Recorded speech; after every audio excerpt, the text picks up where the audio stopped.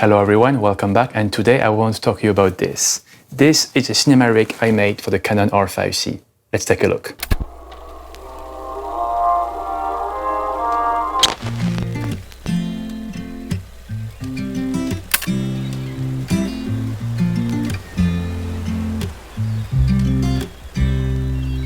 The Canon R5C is definitely one of the most controversial cameras of 2022. I got mine last summer to replace my EOS R and to use alongside my Blackmagic 6K Pro. These two cameras are quite different, the Blackmagic and the R5C, and they both have their purpose.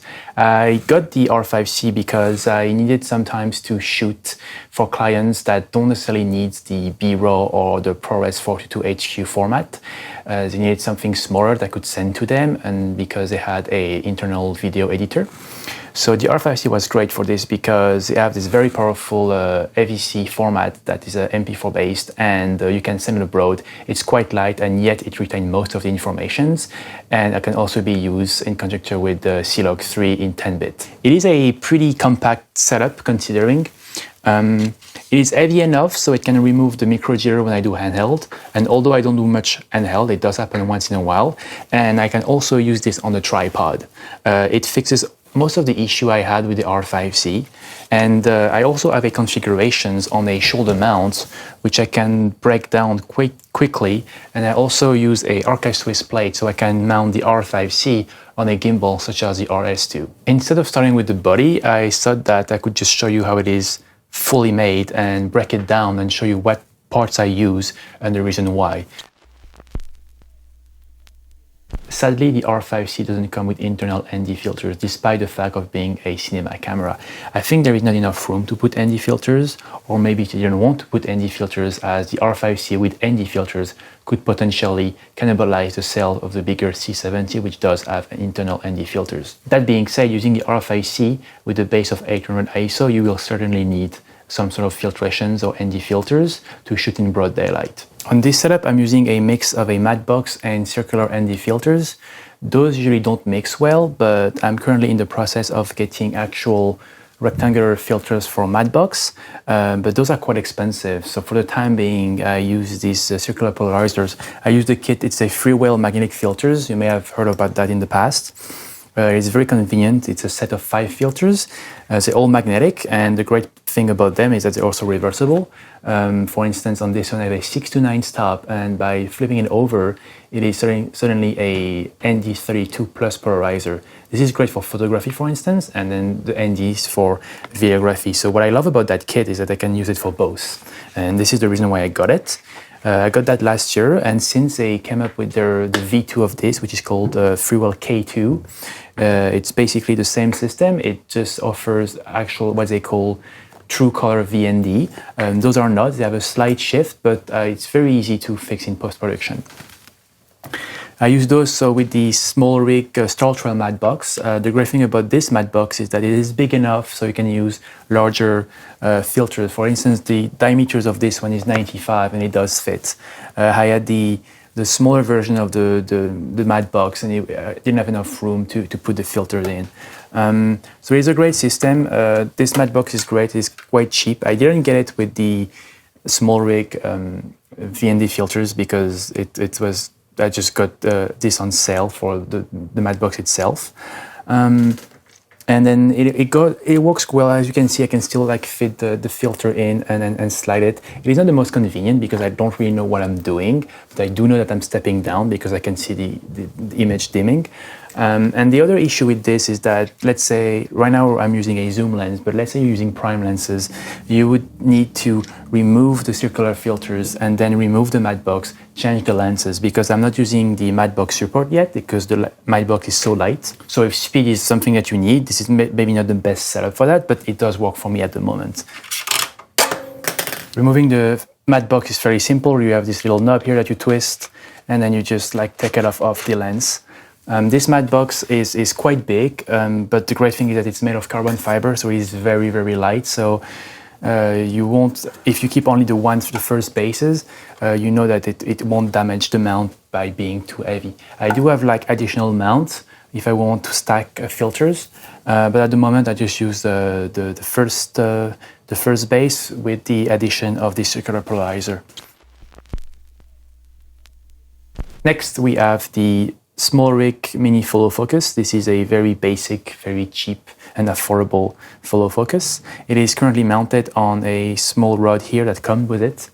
And it's the great part about this cage, which I'll talk about later on the R5C, is that with these small accessories, I can actually mount the small rod on the side, and I do not need to have extended rods below. And on the lens, I use the colors are from Follow Focus Gear. They make custom focus gear for lenses, so I use those on my Canon, and I also use the same colors on my set of Nikkor primes. So like I said, the R5C has two issues. The issue first being exempt of internal ND filter, and the other issue is the battery it comes with is the same as the R5 and R6, the LP series batteries.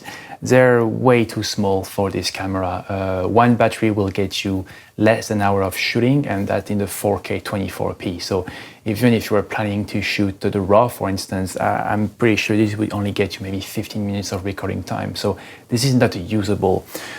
Fortunately enough, Canon use a USB-C, which is power delivery.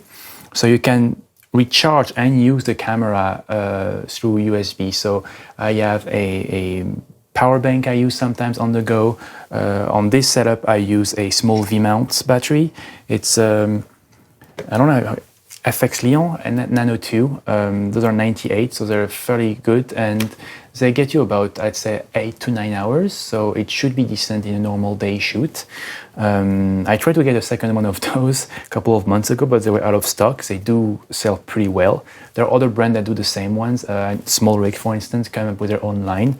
What I like about those is not only you have on top, you can use USB-C, USB-B, I believe, USB-A, and it's also rechargeable through your current normal G-tap. To attach the batteries onto the camera, I use a very simple CineRig plate, V-mount plate, that I slide on rods. This is a very basic one. It's so basic.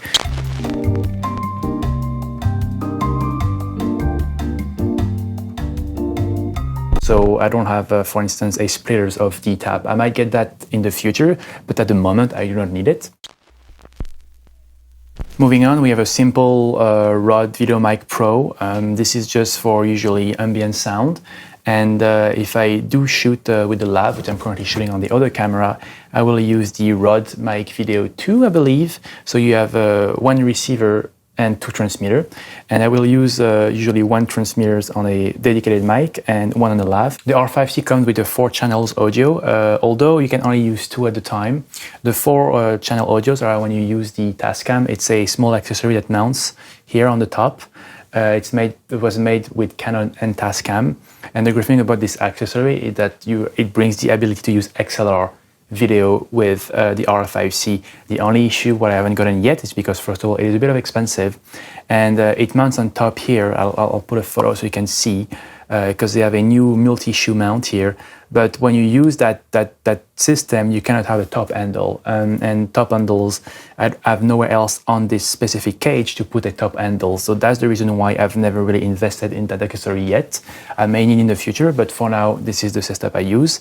And if I need to use my XLR mics, I usually plug them on my Blackmagic. Moving on, we do have an external monitor. This is a FearWorld F7, I believe. Very cheap. I didn't went for top of the line because the main reason why I needed an external monitor was because I use it on my shoulder mount. I come from DSLR, so I'm so used to use the back of the screen. I know this is not how you're supposed to do it, but that's how I've done it all of those years. And on top of that, the R5C does have the EVF, which is excellent to use in an outdoor scenario. However, when you do have the camera fully rigged up, it's kind of like make the EVF unusable. And it's mounted on top of the handles, and I use a very quick system, which is the clock system. So it's on top of all of my handles, and I have the little here, the male on the monitors. So it allows me to very quickly mount and unmount the monitors. And then I use a right angle HDMI because otherwise I really hate when the cable just comes out of it. So that way it's stuck in the back and it's cleaner. It's plugged here into a an adapter that transmits the micro HDMI, because yes, unfortunately, the R5C does come with a micro HDMI, to a full HDMI. Moving on, we here have a small bottom plate, Arca Swiss compatible. So for some, Arca Swiss can be a bit cute and small, and most likely would use dovetail and such. But for such a small package, I found the Arca Swiss so convenient because I can not only switch between this rig, I can also mount it on my shoulder mount, which I'll show you later, and I can also use the same Arca compatible plates on my gimbal RS2. So that's the reason why I built everything around Arca Swiss. And it's very easy to remove, and then suddenly the camera appears so much smaller with nothing on it. Those rods are only used in that setup in particulars, so I can mount the V-mount and the battery. You do have like your typical Manfrotto 501 plate, and then you have this small rig rod base plate, and on top of that I had the Arca Swiss, the bigger one, with the larger clamp. This works pretty well. I have a couple of those, and I also use these on my Blackmagic 6K Pro, and they work like a charm. And finally, we are left with just the camera and the cage and the top handle. I use a combo. It's by CineRig. It's called the Black Mamba cage for R5C. They made a specific versions for the R5C that you can recognize, because like I said, you can add these little accessories in the bottom here, and it has the red circle to match the branding of the cinema line.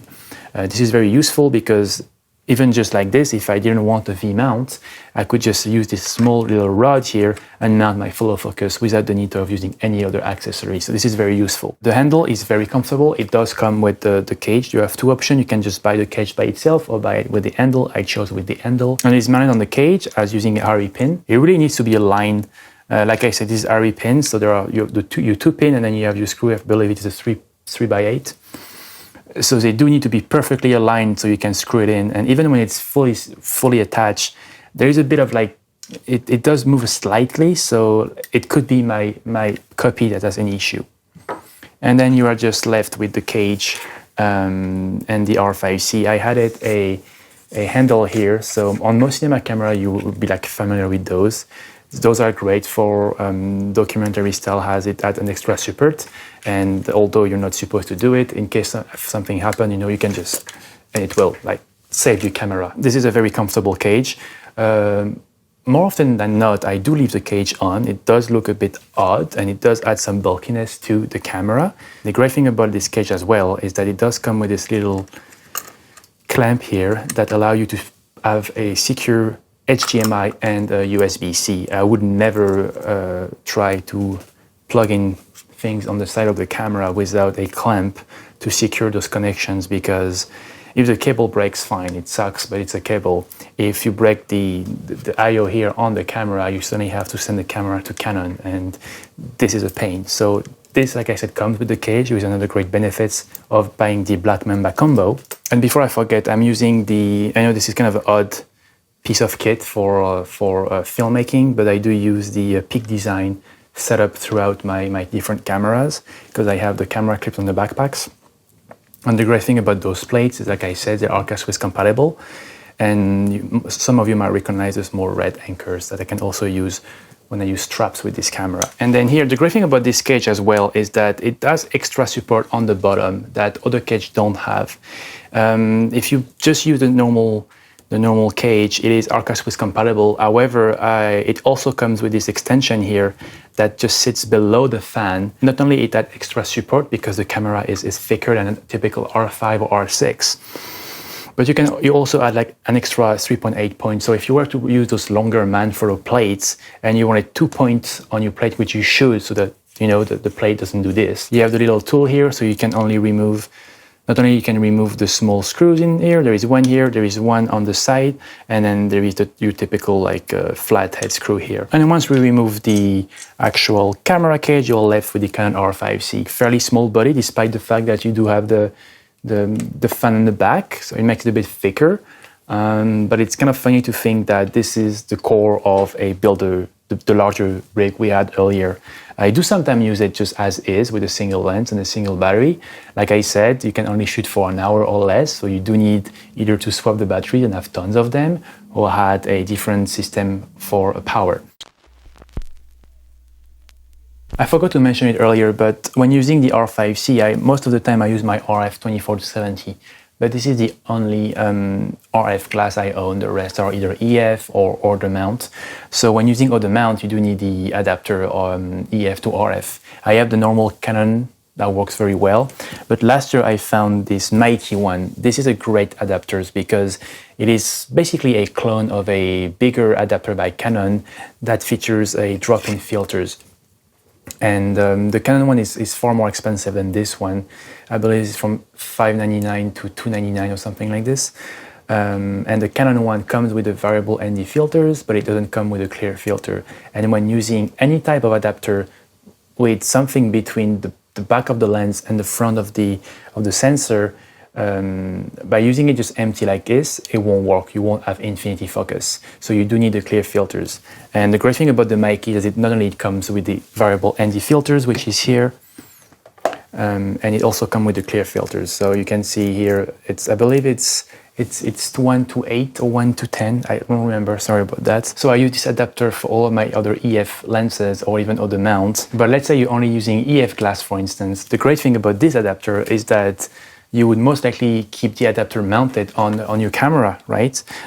So by suddenly mounting it, you have your R5C with internal ND filters. It's also good to know that with this adapter, it works very well with autofocus. I haven't seen any issue with the autofocus on EF lenses. I have the same performance I used to have on my Canon original adapter. And this is make a perfect addition to any type of kit, especially if you, like I said, you're only using EF glass.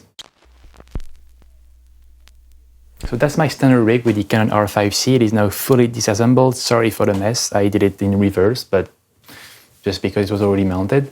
This rig is great because it does solve most of the issue I had with the R5C, and the two main issues were the lack of internal ND filters and the batteries being too small for that type of camera. In a future video, I will show you this kit on a shoulder mount. It is roughly the same design as this one you just saw, but I had to move pieces there and there to accommodate for the shoulder mount and for the shooting style. I've included all of the links to this kit in the description below if you want to take a look. And finally, if you did like this video and got something out of it, please consider subscribing and liking this video so I'll know to do more in the future. And thanks for watching.